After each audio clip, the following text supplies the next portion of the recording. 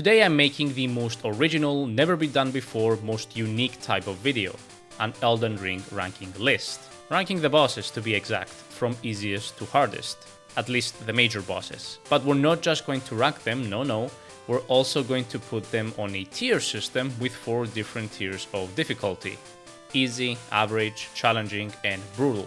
Before we get into it though, we need to specify some stuff because Elden Ring is a weird game in terms of bosses. A boss traditionally is a special enemy that has a named health bar and doesn't respawn. However, Elden Ring splits this further into 3 categories: the legends, aka the remembrance bosses, the great enemies, and the lesser enemies or just enemies. In my eyes, a major boss is a greater enemy or above, or any lesser enemy that is either mandatory to complete the story, has an achievement locked behind it, or is otherwise significant or unique enough to be considered quote-unquote important. For me at least, despite not technically being a greater enemy. I will also be grouping enemies together if they are similar enough, for example the field dragons.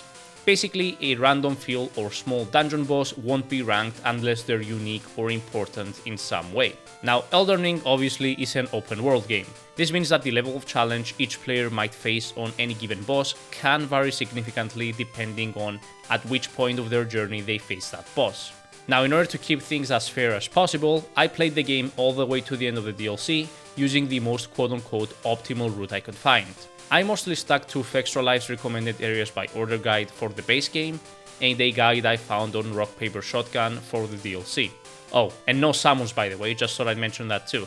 Not that summons are cheating, it's just that they serve as a big confounding variable when trying to gauge the difficulty of a boss. And last but not least, due to the vast amount of builds possible in Elden Ring, of course your personal opinion of which bosses are actually the hardest is going to vary. In fact, feel free to post your top 10 down in the comments. Alright, let's get started. We have 44 boss fights to cover and we're starting off in the easy tier. Now, for me, the easy tier consists of bosses that the average player will probably beat on their first try, or at least lead less than 5 tries, on their first playthrough without using summons. To start off we have number 44, the Ancestor and Regal Ancestor Spirits. Taking the cake for the easiest Elden Ring boss are the Ancestor Spirits. There's not much to tell about these guys. The fact that they're found in the depths of underground cities means that most players will probably reach them at a relatively high level, reducing most of the challenge that they could have posed. They are beast-type bosses, so the classic strategy of sticking close to their butts works pretty well. Yeah, sorry, I don't have much to tell about these guys because the fights usually last less than a minute, so let's move on. Number 43, the Golden Hippopotamus. Funny how the second easiest boss is actually a DLC boss, since From Software DLC bosses are usually the hardest ones, but that's not the case for this little fella. The biggest threat that this guy poses is the golden needle attacks that sometimes can catch you by surprise, as well as the camera acting out when you're close to it. But other than that, its attacks are telegraphed and easy to dodge. Number 42, the Solo Godskins. Maybe it's because I got my ass handed to me by the duo so many times, but I feel that the Solo Godskins are actually very easy. Their individual attacks are easy to deal with if you're keeping a healthy distance, and if you have ranged attacks, then the fight's even easier. The only dangerous attack is the Noble's Beyblade mode, but given that you usually have places to hide behind during the Godskin Noble fights, that's not that much of a problem. Number 41, Sir Gideon Ofnir the All-Knowing. Some of you might have expected this guy to be at the bottom of the list, and I admit that I did have him as the easiest boss for a while. The reason why I moved him 3 spaces above is because if for some reason you don't manage to kill him on the first try, he can be a big nuisance to deal with. His attacks are actually quite lethal, it's just that approximately half the players won't actually ever deal with them, seeing how easy it is to just stomp on him before he even attacks once. But again, if you're lacking in damage, he can be a pain to deal with. Number 40, the Field Dragons. I'm not going to waste both your time and mine by ranking all of them individually. Some are a bit harder, others are a bit easier, but at the end of the day, all of them are fairly easy to deal with.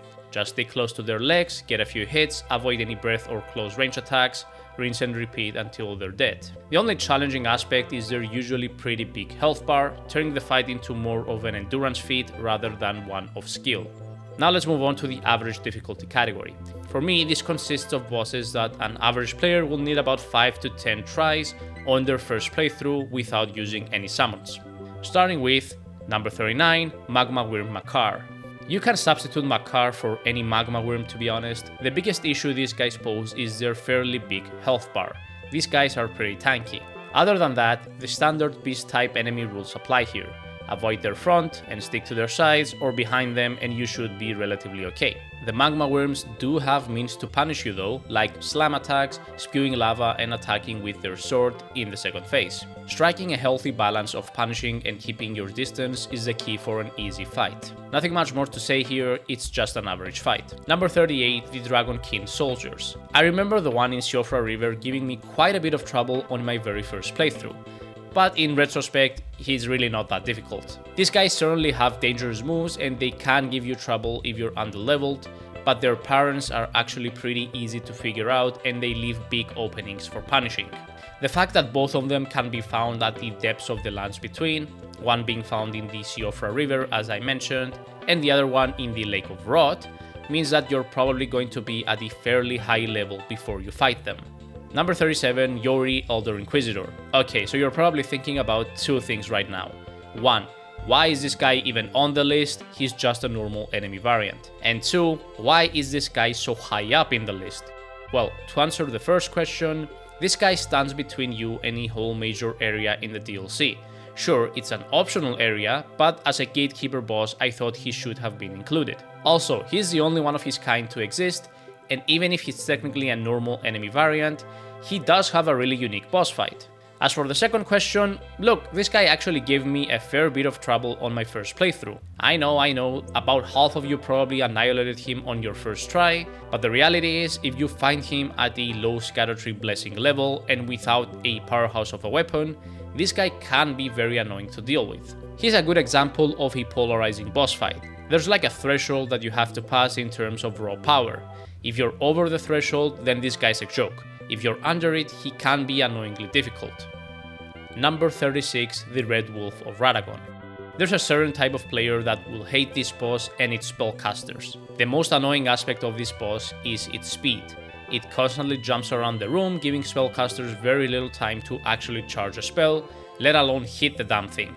If you're a melee user though, this fight is significantly easier, especially if you have some of that extra pitch vigor to keep you alive. This boss is extremely squishy, so all the difficulty really comes down to you actually hitting it. Once you learn its melee moveset though, which is not complicated, it does leave some good openings for punishing. Overall, not a tough boss, but definitely an annoying one for a lot of players. Number 35, Renala, Queen of the Full Moon. Our first remembrance boss is Renala. I don't think I need to say much about the first phase, it's as simple as it gets. Hit the dolls with the bubbles 3 times, then hit Renala, hopefully kill her in one go, or rinse and repeat. The only real danger here is that ultimate attack she does, but you can just hide behind a pillar to avoid getting hit. It has a fairly long wind-up, so it's not too difficult to see coming. The second phase is a bit trickier. She always starts with a Kamehameha wave that you can just avoid by running really close to her.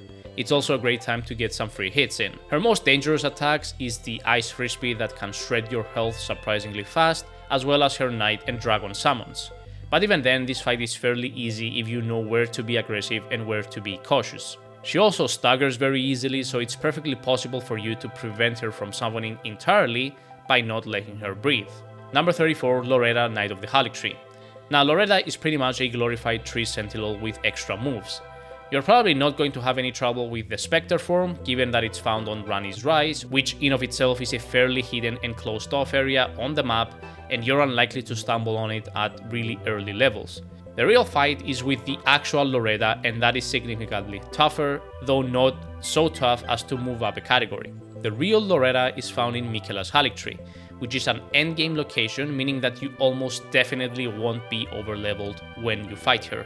Her most annoying move is the Glintblade Phalanx, which summons 5 glintstones that will track you after a short delay. This move forces you to play defensively, or else risk getting hit by both the glintstones and potentially an incoming attack. Other than that, the fight is just about learning when you can punish her and ideally sticking close to her to avoid the annoying magic projectile attacks, though she does move around a lot, so that can be difficult at times. Number 33, the Scattertree Avatar. This is another of these polarizing boss fights. The Scattertree Avatar can be a really annoying boss fight for certain players, specifically players that don't have ranged options or don't use heavy, high damaging and/or fire weapons. This is the only boss in the game with 3 separate health bars. Each phase is slightly tougher than the last. This boss has quite a few attacks, and some of them can seem really difficult to deal with, but once you learn its tricks, it's actually fairly simple to avoid most attacks.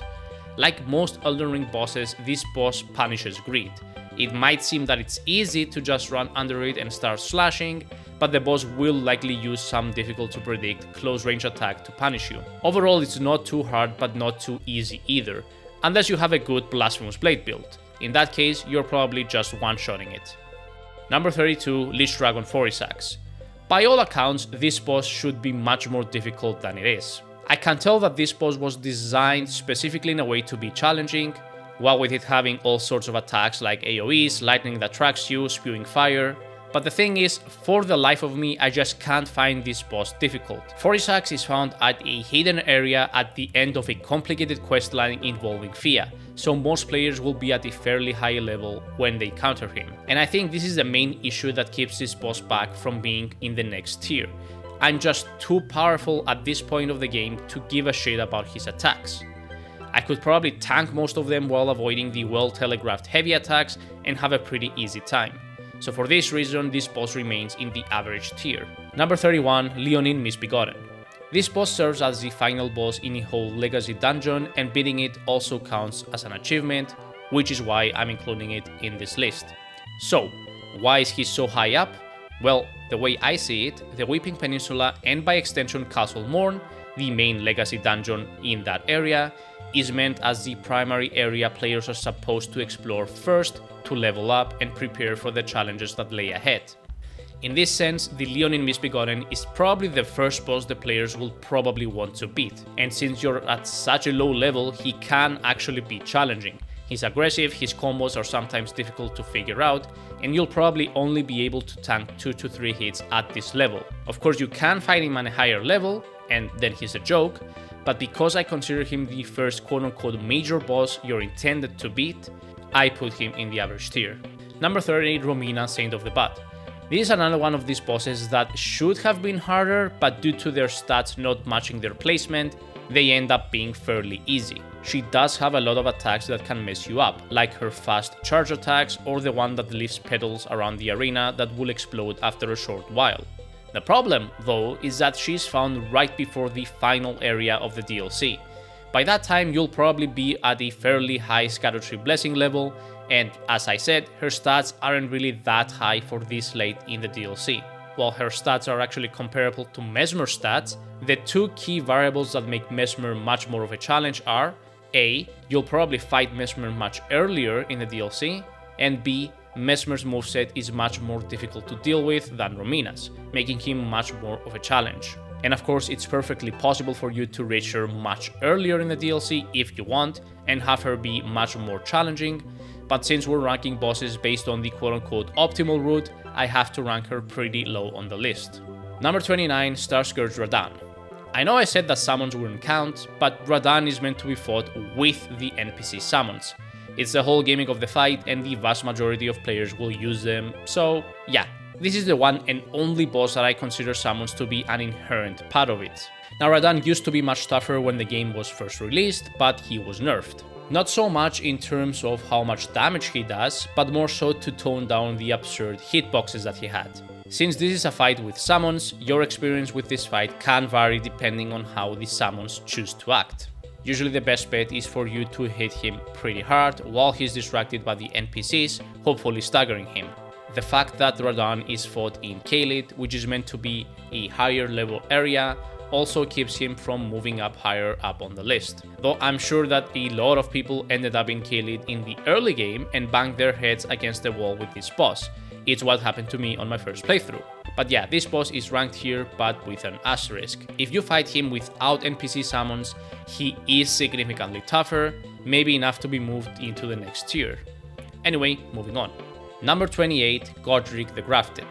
For the vast majority of players, Godric is the first shardbearer that they will come against, since he is found in the first major legacy dungeon the game shows you. In my opinion, Godric's difficulty perfectly matches his placement. This boss will likely give you some trouble on your first playthrough, especially if you're somewhat underleveled. It's highly unlikely that you will be though, since Margit acts as the gateway boss before Stormveil Castle, and will force most players to leave and explore to get stronger. Most of Godric's attacks are not that difficult to deal with. He has several moves that will leave him open for counterattacks. His second phase can be tricky, what with him spewing fire all over the place, but once you understand how to position yourself so that you avoid most of the hits, this boss becomes much easier. Overall, a satisfyingly challenging boss, perfect for this point in the game. Number 27, the Putrescent Knight. This is another one of these polarizing boss fights. On my first playthrough, I was using the Blasphemous Blade, and I absolutely decimated this goober. He died so quickly that I legitimately thought there would be a second health bar phase. But nope, he's just weak to holy damage. And to be fair, I was already at a fairly high Scattertree Blessing before finding him on my first playthrough. On a subsequent run, I was at a fairly lower Blessing and without the Blasphemous Blade, and he gave me significantly more trouble. His attacks can be very awkward and unintuitive to dodge, you just have to learn the correct timing. Especially those flames he casts on his second phase. For some reason, I can't seem to dodge all of them, even though it feels like I should be able to. But anyway, not too challenging of a boss fight, and certainly a cakewalk with the right equipment. Number 26, Godfrey Spectre. I'm not going to dwell on this guy for too long, since all of you know that this is not the real fight. The Spectre of Godfrey is found in the Erdtree Sanctuary in Leyndell, which means that you're almost certainly not going to be underleveled when you fight him, especially if you've been exploring. His combos can seem really varied and thus difficult to find openings for counterattacking, but if you spend some time figuring out his patterns, there's actually a fair bit of attacks that you can avoid and then hit. To beat Godfrey, you want to chip him down. Most players won't have the opportunity to land heavy attacks, making this fight more of an endurance fight. Number 25, Rykard, Lord of Blasphemy. Now look, I know that it's weird putting the quote-unquote special sword gimmick boss this high on the list, but Rykard is no joke and is much harder than his spiritual ancestors, the Storm King and Yorm the Giant. First of all, this boss has two separate health bar phases. His first phase isn't that difficult, with the most deadly attack being the Earthquake that is very challenging to dodge normally. His second phase though is where all hell breaks loose. As the fight progresses, you have a lot of things to worry about while fighting him. His melee attacks are easy enough to deal with, but combine these with the delayed explosions that he leaves behind, the fact that the lava moves around with him, and also the bursts of lava that periodically come at you from the ground, and you can see why a lot of players will struggle to fight this guy. And then there's his ultimate attack. If he manages to cast that, then it's almost certainly lights out, unless you have a ton of that Beach Vigor to keep you alive. On top of everything we mentioned, flaming skulls will rain down upon you from the heavens and start chasing you, making it almost impossible to avoid everything. The only silver lining to this fight is that you can actually take advantage of his ultimate attack if you're fast enough. Once he starts casting it, you can use the Serpent Hunter's Ash of War to stun him. After that, he's just going to keep trying to cast his ultimate attack, so you can just continue to stun lock him until he dies. And he usually casts his ultimate at around 50% health. If it wasn't for this exploit, believe me, he'd be higher on the list. Number 24, Elemer of the Briar. I keep forgetting that this boss exists because I rarely go to the Shaded Castle. This boss is aggressive and punishing, and despite his appearance, he's actually much more difficult to deal with from a distance. This is because this boss uses the Force to telekinetically use his sword and attack you. The best strategy for this boss is to stay up close and personal. If you do, he turns into a more traditional melee boss, though he is still very aggressive and punishing. You just have to avoid attacks and find small opportunities to land a hit here and there. Overall, great boss, good level of challenge. Number 23, Astel, Natural Born of the Void. To finish off the average tier, we have Astel. This boss is found at the depths of the Lands Between, in the Lake of Rot, by sleeping in a random coffin inside some ruins. And yes, this is not the only Astel in the game, but he is the major boss variant. Being found in the Lake of Rot means that you're probably going to be at a fairly high level before you fight him, though that does not make it an easy fight. Astel has a lot of different attacks that can mess you up. It can slam the ground, causing several delayed waves of energy. It can strike its tail at you so fast that you barely have time to react. It can teleport and immediately try to grab you. For me, the easiest way to deal with it is to keep a medium to short distance from it to cause it to use some of its easier to dodge melee attacks and then punish, but the fact that you fight it so late into the game prevents it from moving up a tier. And now moving on to the challenging tier. This tier consists of bosses that, in my opinion, the average player will probably need around 10 to 20 tries to beat on their first playthrough without using summons. Number 22, Black Jail Knight. Don't tell me that this guy didn't pound your ass on your first playthrough of the DLC. You know he did. Mechanically, there's nothing that should make this boss fight particularly difficult. If it was in the base game, it'd probably be on the low end of average, or probably wouldn't even make the list, since there's nothing really special about this boss fight mechanically. So why is he here? Well, due to the fact that this boss was created very much with the intention of setting the stage for the challenge of the DLC. This guy is absurdly strong even at the character level of 150.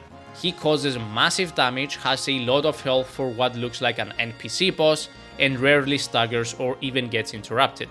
The point of this boss is for the devs to show you that even a quote-unquote normal looking boss is going to destroy you in the DLC if you don't find these Erdtree fragments and increase your blessing. Most people will find this boss at the very beginning of the DLC while having no fragments, which is why this boss ranks as high as he does. Number 21, Godfrey the First Elden Lord and Huara Lu. All of the things that we mentioned in the Godfrey Spectre fight also apply here. The real Godfrey has all of the attacks of the Spectre as well as some new ones. There are two things, however, that make this fight significantly harder than the Spectre fight. The first is simply the fact that Godfrey's stats are much higher. He deals much more damage and can 3-shot even a tanky build. The second thing is the second phase, Huara Lu. This phase is very tricky. While Godfrey leaves a lot of small openings for 1 or 2 hits, Huara Lu leaves very little. The majority of this fight will be spent with you keeping a distance from him until he does an attack that you can punish with 1 or 2 hits and then rinse and repeat. It is the epitome of an endurance fight. And if he grabs you with one of his several grab attacks, yeah, if you don't have a ton of vigor, it's game over. Overall, amazing fight, fairly challenging as it should be for this point in the game. Number 20, Fire Giant. Okay, I really do not like this fight. The Fire Giant for me is basically a glorified Field Dragon fight, only much more annoying and difficult. The fight demands that you keep getting on and off torrent depending on what the Fire Giant does. If you want to do heavy damage, obviously you're gonna want to be on foot. But whoops, he summoned the Fire Orb, so you better get on torrent quickly if you don't want to die. What's that? He rolled away and you're chasing him on horseback? Well, he's going to do his snow attack now, so you'd best dismount so that you can dodge it. It doesn't help that his AI is really weird sometimes. On multiple occasions he'd roll away and I would start chasing him, only for him to decide to immediately roll back, turning me into a pancake. And if all that wasn't enough, he also has a gigantic health bar. Great. For me, this boss is difficult for all the wrong reasons. The good thing is that you can more or less master this fight with enough practice. Number 19, Morgoth the Omen King. Morgoth is another boss that gave me a lot of trouble on my first playthrough. He has tons of melee combos and different attacks, and only a few of them leave enough time for you to counterattack. The trick to beating him is keeping a healthy distance from him so that you trigger his punishable attacks, like the 2 jump attacks or the one where he rushes you with his spear. Funnily enough, I find phase 2 to be a bit easier than phase 1. This is because in phase 2 he adds a couple more attacks that leave window for counterattacking, like the one where he tries to stab you with his blade and the one where he twists and hits twice. Overall, this fight is basically you going on the defensive until he gives you a chance to hit. That is, unless you're parrying or using ranged attacks. And both of these options make this fight significantly easier. Number 18, the Draconic Tree Sentinel. I know for a fact that this fight is a roadblock for a lot of Elden Ring players, including myself when I first played the game. There's no real gimmicks or tricks here, you just have to fight this boss a lot to learn his patterns. Learn which attacks leave windows for you to counter and which attacks demand that you move away. A lot of attacks do have windows for you to get 1 to 2 hits in, but being greedy here will cost you dearly. A good tip for this fight is to try and stay to his shield side. He'll usually do a couple of attacks with his shield, which are much easier to dodge than the Great Axe attacks, after which he'll reposition himself. Number 17, Margit the Fell Omen. Now, wait a minute, I hear you asking, how can Margit be ranked higher than Morgoth? Morgoth is, for all intents and purposes, a tougher version of Margit. having higher stats and more attacks? Well, it all comes down to that also important factor called placement. Most new players in Elden Ring will face Margit at the very beginning of the game, and Margit is way too powerful for such an early level. The recommended level to fight Margit, at least according to Games Radar, is at least 25. For context, the highest level of any starting class is 10. This means that almost all new players will be facing Margit completely unprepared. Hell, even if you go to the Weeping Peninsula, which is what I think the intention is, and come back later, you're still probably going to be somewhat underleveled. Of course, as a veteran, you could go the cheesy route and go kill Grail with a blade weapon, gain like 30 levels, and then obliterate Margit, but that's not really a fair point. Combine his high stats with long and varied combos, as well as delayed attacks, and you'll see why this fight ranks higher than his true form. Number 16, the Godskin Duo. Undoubtedly one of the worst designed fights in the whole game. The Godskin Duo is an annoyingly difficult fight in all the worst ways. Naturally, you'd expect the big fat dude to be slower and have heavier attacks, while the skinny one would rush towards you, creating some distance between them, which would allow you to slowly take out the skinny one first, reminiscent of the legendary Ornstein and Smough fight from Dark Souls 1. But nope, the Noble is just as fast, if not faster than the Apostle, and is usually the one that is on your tail, with the other one being slightly behind. While the pillars do offer some cover, they break, which means that even if one of the two does fall behind, you're still likely going to be spammed with fireballs while you're trying to kill the other one. The Noble's Beyblade mode is an annoying attack in of itself, but combine that with having the other one either hurling fireballs at you or chasing you around, along with the fact that you have to perfectly position yourself behind a pillar for cover, or else Fatty is just going to go around it and hit you. Yeah, this fight sucks. When one dies, the other one will revive him after 30 seconds. And even if they both die, one of them will again magically revive after a while, meaning that you have to keep fighting them until their health bar depletes. The only silver lining to this fight is that you can cheese them by throwing sleep pots at them. This makes the fight much easier and thus is not ranked higher. Number 15, Valiant Gargoyles. Seriously? Fuck this fight. This fight shares a lot of problems with the Godskin Duo. Both are atrociously designed double boss fights with no care given as to how two bosses synergize with each other and how it affects the player. If you want a more in-depth explanation, you can watch my first video on the channel where I explain why Wukong succeeded in this aspect, whereas Elden Ring failed miserably. But back to these stoners. Get it? Because they're made of stone? This fight at least has the decency to begin by only featuring one gargoyle, very similar to the bell gargoyles in Dark Souls 1. This means that you have a brief window of opportunity to kill or at least do some good damage to the first gargoyle before the second one pops up. But that's just about it for the good parts of this fight. Facing one of these monstrosities is hard enough, but putting two of them inside an arena, no matter how large, is just plain unfair. These guys have tons of far-reaching melee attacks as well as homing attacks to quickly close distance, meaning that you're not safe even if one of the two does stay behind. And don't forget about the poison mist attack that has the same range as a goddamn rocket launcher. The Bell Gargoyles might not have been a perfect fight, but they were far more balanced and fair than this. The Bell Gargoyles were basically two easy bosses being put together, which made them difficult. The Valiant Gargoyles, on the other hand, are two challenging bosses being put together, which makes them bullshit. Fuck this fight, 0 out of 10, let's move on. We have finally reached the Brutal tier. This tier consists of the toughest boss fights the game has to offer, bosses that, in my opinion, the average player will need 20 to potentially triple-digit number of tries to beat on their first playthrough without using summons. To start off with this tier, we have number 14, Beast Clergyman and Malekith the Black Blade. Definitely one of the coolest boss fights in the game. You fight this guy at the very end of Crumbling Farum Azula, and he's definitely not a pushover. In the first phase, he has very quick melee attacks and gives you very little opportunity to counter them. For me, the strategy here is to keep a medium distance from him to trigger his projectile attacks, which are easy to dodge and give you a bit of a window for landing a hit or two. His second phase is where most people trip, however. Malekith is very agile and constantly jumps around, shooting projectiles, doing jump attacks, and somersaulting like a gymnast. To the contrary of the first phase, the key to beating his second phase is to stay glued to him. You want to chase him around, as this will trigger his ground and melee attacks, which are much easier to deal with. That doesn't mean that he won't do his jumping attacks though, so do be careful. Number 13, Commander Niall. You all know why this fight is so challenging. It's not just him, it's also the two assholes that he summons to help him. These two guys are challenging enough on their own, both of them having annoying elemental attacks that are tricky to avoid. Now, Niall himself usually likes to hang back while these two guys are alive, but sometimes he'll join the party and you'll have to deal with 3 powerful enemies at the same time. Oh, and he also buffs them. After the knights are defeated, the real fight starts. Niall has a lot of dangerous AoE attacks as well as delayed melee attacks, so you need to pay attention to what he's doing. He can also cause frostbite, which is always fun. The strategy for this fight is usually to kill the Greatsword Knight first, then the shield one, and after that focus on Niall himself. If it weren't for the fact that you had to deal with these two goobers every single time, then the fight would probably be 1 tier lower.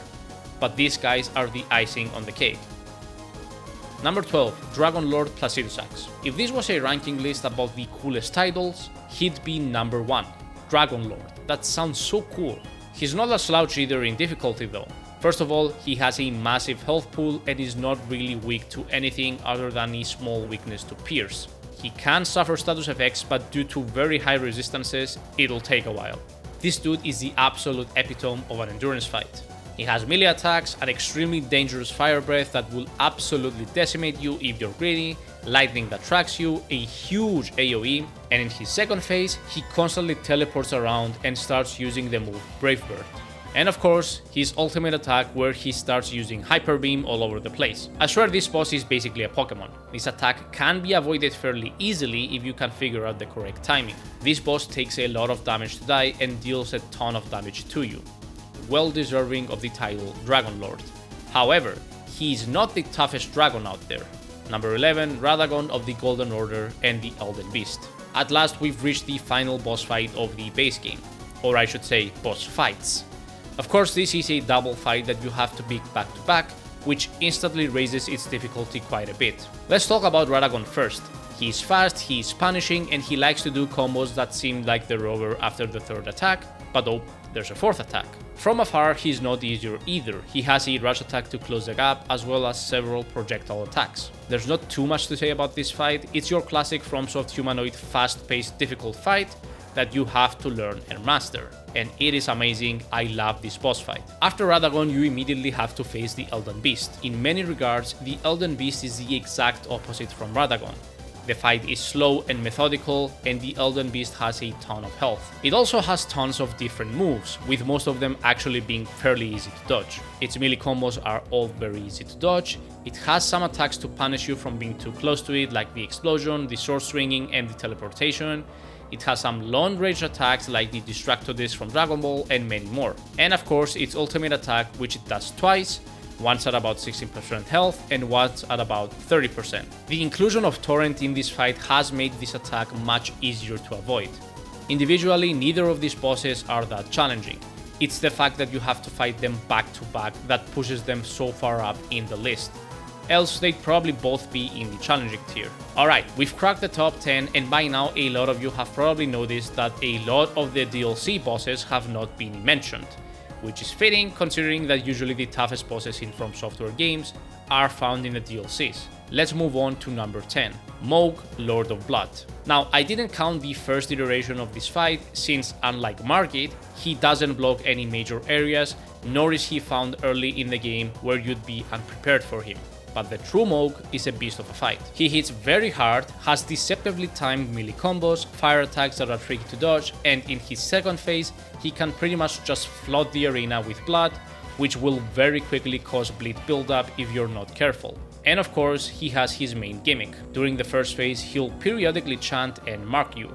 He'll do this 3 times. At around 50% health, he'll start casting his ultimate attack. This attack will come in 3 waves and cause massive damage to you while healing him. After it's done, phase 2 begins. The only way to avoid taking damage is by drinking your physic with a special tier called the Purifying Crystal tier beforehand. He'll still heal, but you'll avoid the damage. A new player that goes into this fight blind will almost certainly have no idea about this mechanic, and thus will have to heal through this attack, wasting Crimson Flasks. Overall, very tough boss and definitely a fitting challenge for one of the game's endgame areas. I'll be honest, even though I fought this boss quite a few times by now, I still have no idea how to actually beat it.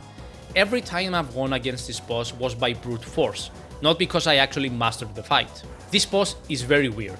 It has some melee attacks that are very difficult to see coming because of its unconventional shape. You can pay attention to its set to figure out the potential attack, but that's easier said than done. And of course, the elemental forms, where it imbues itself with either ice, lightning, air, and smoke?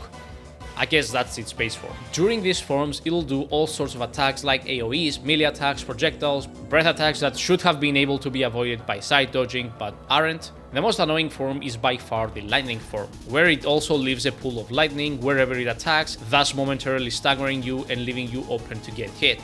Yeah, I'm sorry, I don't have a lot to say about this boss fight because I just can't get the hang of it. It's weird, it's tough, and I hate it. Number 8. Meteor, Mother of Fingers. From my understanding, this boss was meant to be a parallel with the Elden Beast.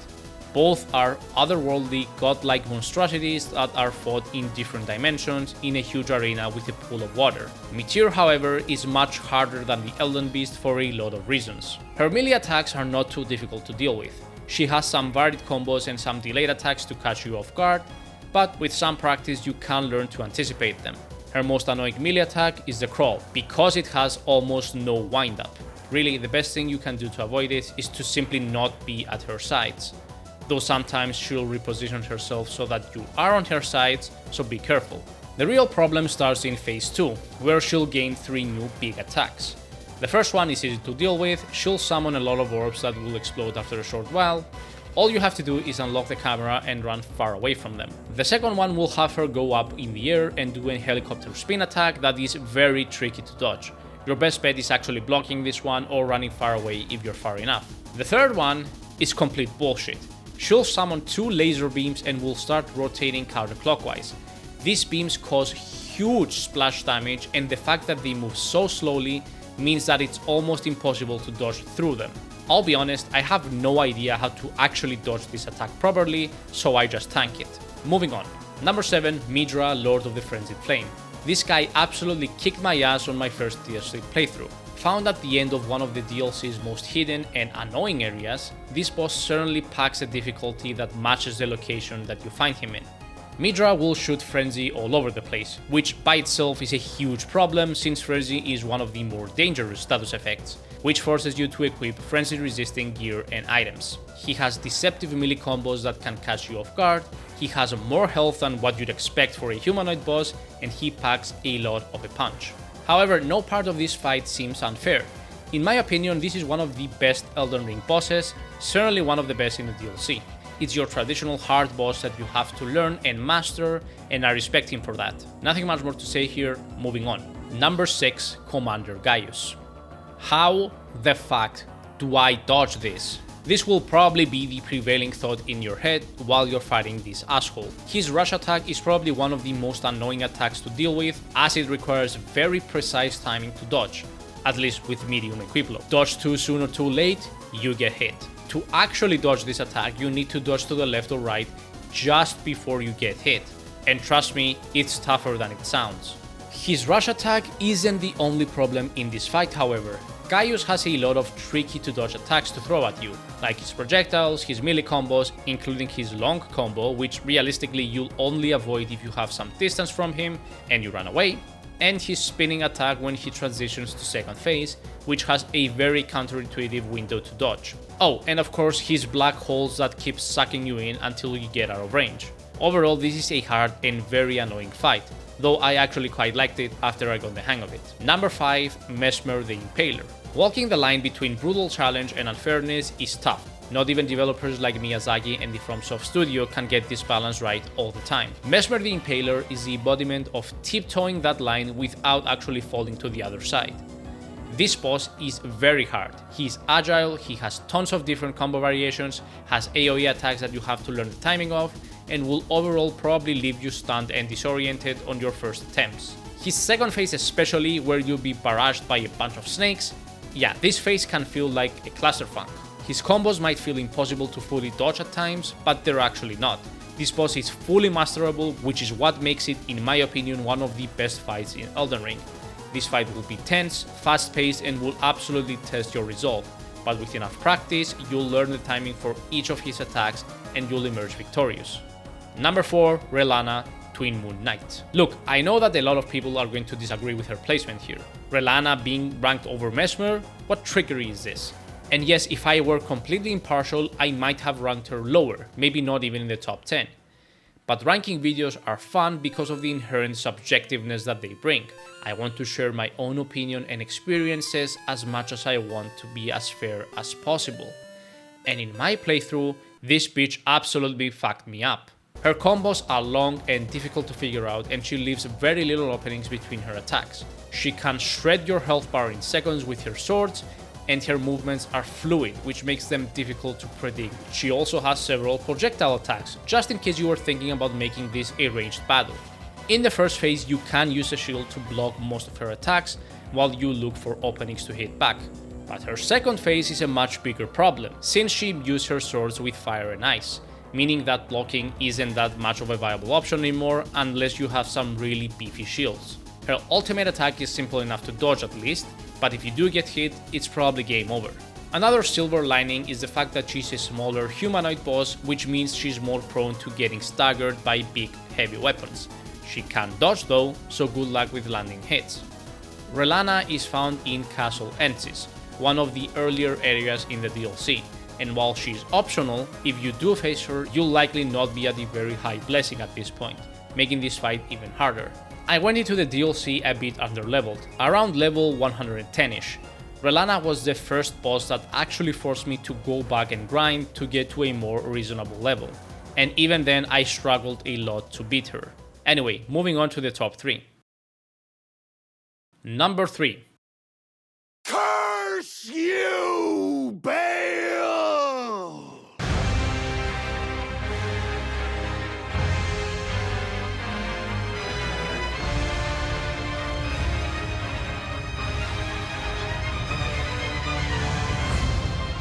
Ladies and gentlemen, this is a dragon fight. Bale the Dread is not only the hardest dragon fight From Software has ever created, it is also, in my opinion, the best one. Bale is found at the top of the Jagged Peak in the DLC, and he is absolutely meant to be fought as an endgame boss, meaning that you don't have the option to increase your blessing level to make this fight easier. You need to be at max or near max to even stand a chance against this guy. This fight is brutal. Bale has beefy stats, a huge health pool, and is literally resistant to everything other than slash. He has melee combos with variations to throw you off, breath attacks, explosion attacks, a deceptive tail swipe that will definitely catch you off guard a few times. Like most major dragon fights, Bale can cause both fire and lightning damage with his attacks, so you'll want to have both resistance increasing talismans if you want to survive longer. At about 60% he'll go to phase 2, which is basically similar to phase 1, only even tougher, adding many more attacks to his repertoire, including one where he flies into the air and shoots 2 massive laser beams, of which for the life of me, I just can't seem to get the timing right to dodge. Look, this isn't a boss analysis, okay? So just trust me when I say that this boss is an aggressive dragon with maxed stats that will absolutely crush you. There's no gimmick to beating this fight, you just have to persevere until the end. Good luck.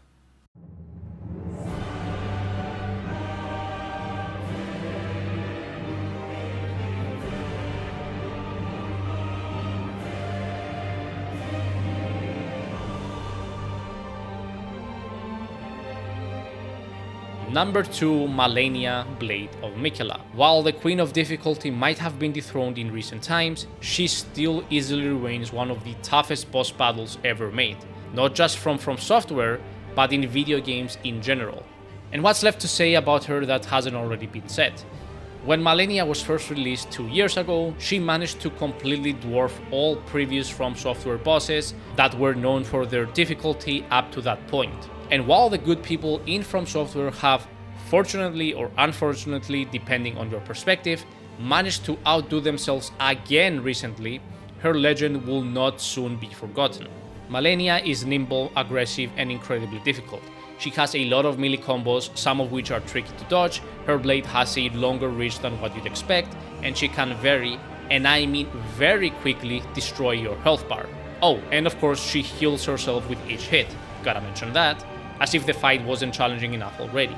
She does have a relatively low health pool, at least compared to other bosses, but don't worry, she makes up for that by having 2 separate health bars. The first phase is not that big of a problem. She's relatively more passive, and while she can dodge heavy attacks, if you position yourself correctly, you can take advantage of her AI and hit her.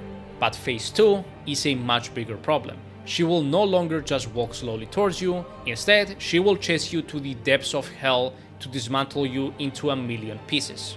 She leaves almost 0 openings for you to attack, and I wish I was exaggerating, but I'm really not. Very few of her combos actually leave some breathing room, with most ending with another one immediately starting after. Oh, and did you get hit by some of the billions of sword slashes that she throws at you?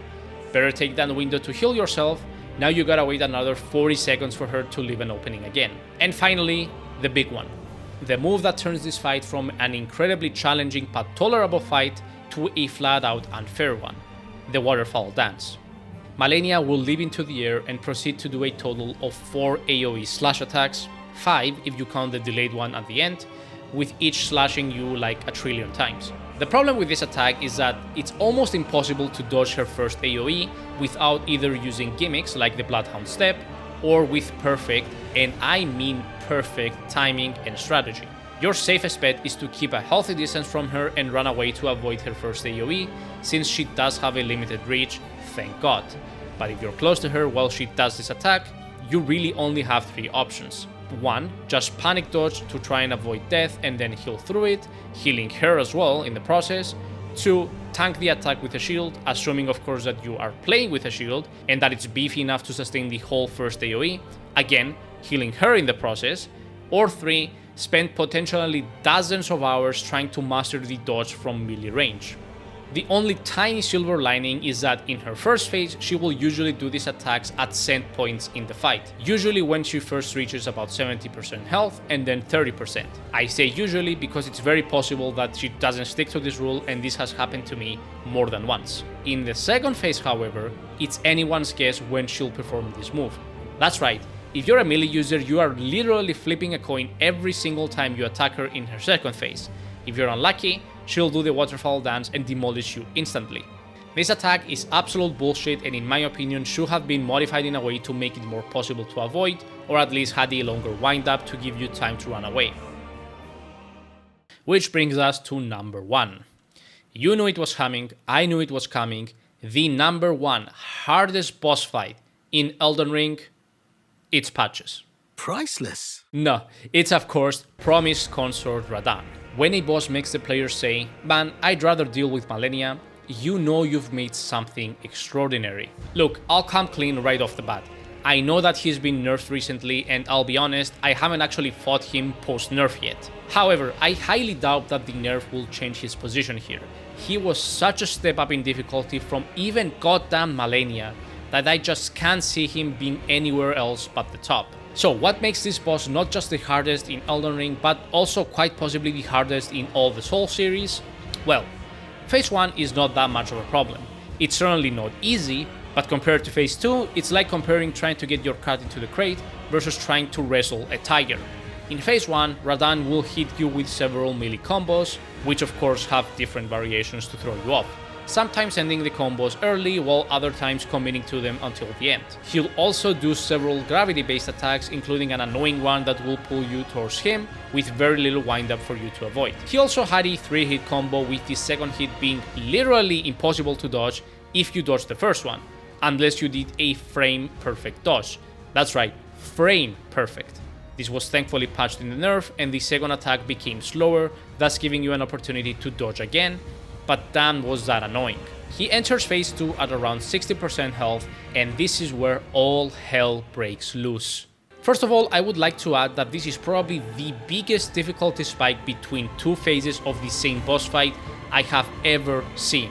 It's night and day. Anyway, at phase 2, Miquella will imbue all of Radahn's sword slashes with holy magic that will leave a slightly delayed beam of light after each and every slash.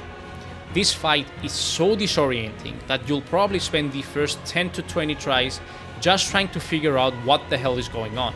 Now these beams of light don't do that much damage on their own, but the real problem is that they momentarily stun your character, leaving them open for deadlier attacks. They are also very disorienting and will likely cause you to panic roll, which will probably lead directly to one of Radahn's swords. He can also summon fucking clones of himself to act as a distraction before he himself rushes you.